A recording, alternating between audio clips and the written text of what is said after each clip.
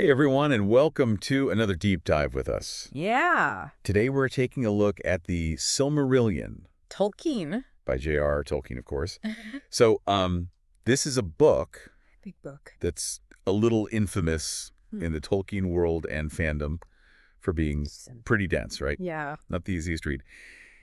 And Not a light read. no, Not a beach read. not a beach read. It's kind of this book that a lot of people who get into Tolkien hear about and maybe even purchase and put on their shelf. Right. But then are really intimidated by. Right. So we're here today to help you decide if you should actually take the plunge and try and get through it. Yeah. Is it worth your time? Should you read it? Exactly. And I'm going to give a spoiler right up front. It depends. Okay. If you're a casual Tolkien fan, Right. if you've seen the movies, maybe you've read The Hobbit, you enjoyed those, but you're not like a super fan, probably skip it. Yeah. But if you are a diehard Tolkien fan, Yeah. this is like the holy grail. Okay. So that's where we're starting from. All right. So our deep dive today is all about helping you make that decision for yourself. Exactly. Now, I can already hear some folks out there saying, okay, dense, like a textbook, right? How does this even compare to The Lord of the Rings? Well, think about it this way. Lord of the Rings is like this amazing play, right? Yeah. You've got all the action, all the characters, it's all there for you. Yeah. The Silmarillion is like getting the backstage pass Okay. to the whole thing. I like that. It's the behind the scenes, it's the creation of the world, it's like the myths. Right. Like the origin story of everything. Yeah, like the origin story of the entire Lord of the Rings world. Okay. It's really cool if you're that kind of person. Yeah. It's not for everybody. All right. But let's get into specifics. Sure. What's the writing like? Yeah. Because honestly, if it's a bunch of like genealogies Great. and dry historical accounts, maybe I will just watch the movies again. Well, it's definitely not Lord of the Rings style. Okay. More like reading myths and legends. It's very tell, don't show. Oh. In fact, we were looking at this Book Owl's Corner review earlier, Right. and they quote this one passage, Oh, yeah? and it says, "Then Beren and Luthien went forth alone, fearing neither thirst nor hunger, and they passed the river Gilion into Assyrian." Okay. Yeah, that's not exactly a grabber. Right, so it's not going to be super exciting and action-packed. Yep. But the content is amazing. Okay. All right. So the content itself, Yeah. tell me more. Epic battles. Okay. Tragic heroes. Okay. Forbidden love. Okay. Powerful artifacts. I mean, it's got everything. So this is all stuff that we kind of hear about in passing in Lord of the Rings. Exactly, like the orcs. Where do they come from? Yeah. It answers all those questions. Gandalf. Who is he really? Okay. What about the Rings of Power? Right. All of that comes from the Silmarillion. Okay. So it's almost like if you read Lord of the Rings and you have these kind of like passing questions, Right. the Silmarillion's where you're going to find the answers. That's exactly. And it takes place on this massive scale. Like Yeah. Lord of the Rings Yeah. is like a small skirmish compared to what happens in the Silmarillion. Wow. Okay. All right. Give me an example of something from the Silmarillion that just like blew your mind that's Yeah. not in Lord of the Rings. The Tale of Beren and Luthien. Okay. So this is a story of a mortal man Okay. and an elf princess. Okay. I'm already intrigued. And they fall in love and they have to overcome all these crazy obstacles to be together, including stealing a Silmaril, which is one of these super powerful jewels from the first Dark Lord, Morgoth. Wait, hold on. Morgoth. I thought Sauron was the big bad.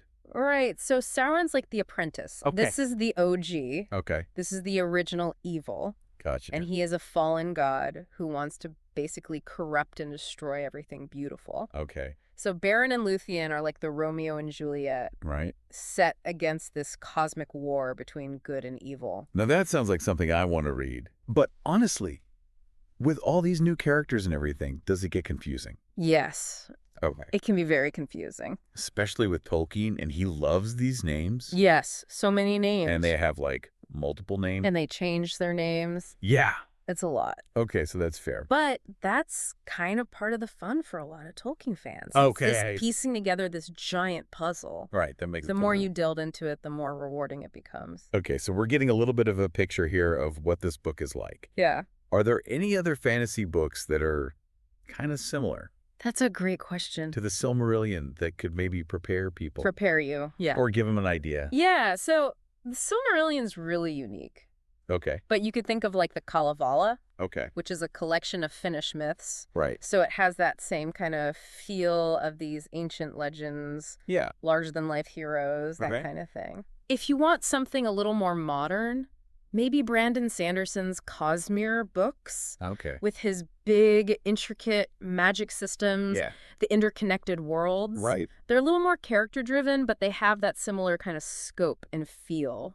Okay, so it sounds like the Silmarillion is almost more about the world itself Yes. than it is about the specific characters Exactly. and their journeys. It's Tolkien giving you a grand tour of Middle-earth's past, Okay, showing you where everything came from. I see. But it's not a straight narrative, like a typical fantasy novel. All right, so this brings up an interesting question. Okay. Because I've seen this book referred to in a lot of different ways. Right. Is this even a novel? Well, that's debatable. Okay. Some people say it's a novel, some people say it's more of a collection of tales. Right. You were looking at the Goodreads entry. Yes, it's a collection of tales. Exactly. So it's not your typical novel. Yeah. It's more like a collection of interconnected stories, poems, historical accounts. Right. Spanning thousands of years. Okay. So you have different sections focusing on different time periods. Gotcha. A creation myth, the stories of the first elves, the rise and fall of kingdoms, even like a brief overview of the events leading up to the Lord of the Rings. So it's like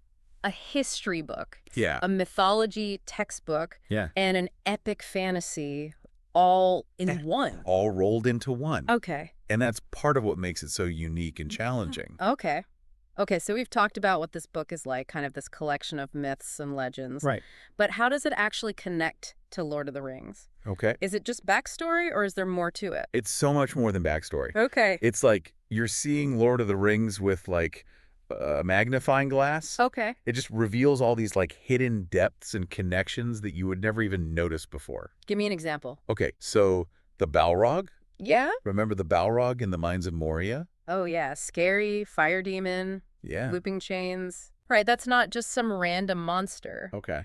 That is a Balrog of Morgoth. Okay. Like a leftover from his armies from the First Age. So Gandalf is fighting Right. a literal demon from the First Age. Yes. That served under the first Dark Lord. It's amazing. Okay, yeah, that changes things. It's not just a cool action scene. Right. It's like a clash between these forces that have been at war for centuries. Yeah, the stakes are way higher now. Exactly. Okay, so you're saying Morgoth, even though he's not around Right. in Lord of the Rings. He's gone by that point. Yeah, but his influence is still there. His influence is everywhere. How so? Think of it this way. Sauron's like the middle management of evil, right? But Morgoth is the CEO. Gotcha. Like, the Silmarillion shows us how powerful Morgoth really was.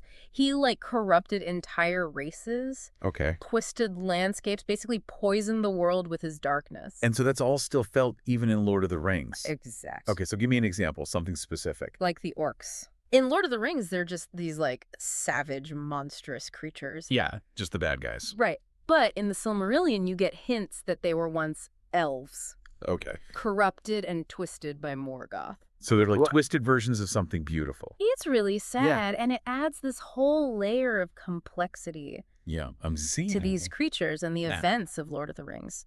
It's not just black and white, good and bad anymore. Exactly. Okay, so we've talked about all the kind of dark stuff. Yeah. There's got to be some good stuff in there too. Oh, yeah. Right. The Silmarillion is full of, like, courage and sacrifice and hope. Okay. Like that story of Beren and Luthien we were talking about earlier. Yeah, the star-crossed lovers. Right. It's considered one of the most beautiful and tragic love stories Okay. in Tolkien's world. And why is that? It represents the power of love and hope, even in the face of overwhelming darkness. Okay, yeah. I see how this connects to Lord of the Rings. Right. Aragorn and Arwen. Another seemingly impossible love story. And their story directly echoes Beren and Luthien. Okay. In fact, in Fellowship of the Ring, Aragorn sings a song about Beren and Luthien. Oh, really? It's like he's drawing strength from their legacy. Okay, oh, wow. It adds this whole new layer of meaning to their romance. Yeah, I'm definitely going to have to go back and watch that again. Yeah, you should. So reading the Silmarillion really illuminates all these smaller moments Exactly. of Lord of the Rings. It's like you're unlocking a secret code, Okay. revealing these hidden connections and deeper meanings. Okay, this is getting me excited. I know, right? But let's be real. If I'm intimidated by this giant book, Yeah. is there a way to kind of dip my toes in Yes. to the First Age without diving headfirst into the deep end? There are some standalone adaptations. Okay. We mentioned The Children of Húrin earlier. Right, and why that one specifically? It's a complete, self-contained story. Okay. Has all the epic scope. and themes of the Silmarillion, but it's a more approachable format. So it's like Silmarillion Light. You could think of it that way, yeah. Okay. It's a sampler platter. Okay. Gives you a taste of the First Age. Okay. Without overwhelming you. I like that. And it's got a dragon. Even better. Right. So you've got the Silmarillion, that's like the main course. Okay. And then you've got these appetizers like Children of Húrin. Perfect. I love it. To get you started. So it's like, you have these options. You have options, yeah. But the Silmarillion's still the big one. It is the ultimate source for Tolkien fans. Right. It's like the foundation. It's essential. Okay, so we've established that it's worth the effort for a Tolkien fan. For sure. We've talked about how it connects to Lord of the Rings. Yeah. I have one final question before we move on. Okay. We've talked about how the Silmarillion enriches your understanding of Lord of the Rings. Right. Does it work the other way around? Ooh, that's a great question. Does reading Lord of the Rings first enhance your experience of the Silmarillion? I think it does, because you're already familiar with the world. Okay. You understand the people and the creatures and the places. Okay. So you come to the Silmarillion with this like deeper understanding. So you're recognizing these names and places. Exactly. You're like, oh, I've been there. Yeah, you're like, oh, I know that guy. Okay. And you see how these ancient events shaped the world you already love. Okay, that makes a lot of sense. You have those aha moments Okay. where you see the connections between those ancient legends and the events of Lord of the Rings. Okay, I see how that would be really cool. It's super cool. So if you're coming in totally fresh, right, what's the best way to go about it?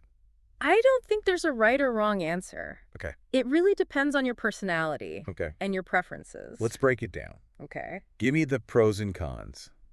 Lord of the Rings is definitely more accessible, right? Okay, yeah. It's a classic novel. It's got relatable characters. Right. A clear narrative structure, lots of action. Yeah. It's a great way to fall in love with Tolkien's world before you go back in time to the more complex history. So start with the familiar, then go back to the beginning. Exactly. Okay, what about the other way around? If you start with the Silmarillion, you get to experience the full breadth and depth of Tolkien's vision. Okay. Right from the beginning. Okay. You see the creation of the world, the rise and fall of civilizations. Okay. The first wars against evil. Wow. It's like watching this grand symphony unfold. Okay. And then Lord of the Rings becomes like the final movement. That's amazing. It's pretty cool. So it's up to the reader. Yeah, it's personal preference. Do you want to start with the foundation? Right. Or the familiar? Exactly. The important thing is just to enjoy Tolkien's world. Yes. All right, so we've really gotten into the Silmarillion. Yeah, we've covered a lot. All the ins and outs, connections to Lord of the Rings. The reading order. Reading order, all that. All that. But let's be practical. Okay. If I'm sitting here, I've decided, okay, I want to read this book. Yeah. Where do I start? $1 million question. Right. And honestly, there's no easy answer. Okay. But I can offer a few strategies. Okay. That I've used and I've seen other people use that have helped. Lay it on me. First of all, adjust your expectations. Okay. Don't go in expecting burner, fast-paced Lord of the Rings. Right. It's not that. Okay. It's more like a tapestry woven from ancient myths and legends. Okay. It's about immersing yourself in the history. So slow down, savor it. Exactly. Yeah. Think of it like exploring a ruin, Okay. not sprinting through a museum. Okay, I like that. Right. Yeah. Take your time, examine the details. Okay, but speaking of details, Yes. there's a lot of them. So many details. Names, battles, genealogies. How do you keep it all straight?